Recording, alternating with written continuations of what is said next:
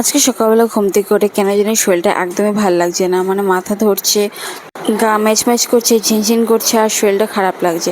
কিছুদিন আগে আমি একটু বৃষ্টিতে ভেজেছিলাম, তারপর দেখি শরীরটা এরকম করছে, জ্বর ভাব, মুখে রুচি নেই, কিছু বানাতে ইচ্ছা করছে না।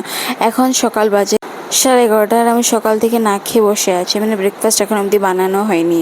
তারপর অনেক ভাবনা চিন্তা করার পর ফাইনালি গেলাম রান্নাঘরে, আর রান্নাঘরে গিয়ে একদম সিম্পলভাবে বানিয়ে নিলাম নিজের ব্রেকফাস্ট। পাউরুটি ছিল যেগুলো রাখা, পাউরুটি এগুলোকে ছেঁকে নিলাম, আর পিনাট বাটার ছিল, এটা আমার মাই ফিটনেসের পিনাট বাটার। তো শরীরটা কয়েকটা দিন ধরে ভালো না, অনেক বেশি দুর্বল লাগছে, তো এই জন্য পিনাট বাটার লাগিয়ে দিলাম, যেটা একটু ফিটনেসের জন্য ভালো। সাথে নিয়ে নিলাম একটা কলা, আর একদিকে একটা ডিম সিদ্ধ বয়েল করতে দিয়েছি। তো তারপর এগুলো খাওয়ার পর বিকালবেলা আমি নিয়ে নিলাম চকলেট, যেটা আমাকে আমার বয়ফ্রেন্ড গিফট করেছে। ও হঠাৎই একদিন আমাকে ফোন করে বলেছে যে চলো কোনো জায়গা থেকে ঘুরে আসি। হঠাৎ, যেই ছেলে কোনো জায়গায় বেরোনো আমাকে নিয়ে, সেই ছেলে হট করে ফোন করে বলেছে যে চলো কোনো জায়গা থেকে ঘুরে আসি। তো হট করে আমি রেডি সেডি হয়ে বেরিয়ে গেছিলাম। তো রেডি সেডি হয়ে বেরোনোর পরও আমাকে একটু ঘোরালো, এদিকে সেটা ঘোরালো, এদিক সেদিক ঘোরানোর পর আমাকে বলছিল কী খাবে। আমি বলছি কী খাবো, আমার কিছু ভালো লাগছে না খেতে। বলে কি মোমো খাবে? আমি বলছি না, মোমো খাবো না, মোমো ভালো লাগে না। তো বলছি কী খাবে? আমি বলছি চকলেট কিছু দিয়ে দাও আমাকে কিনে।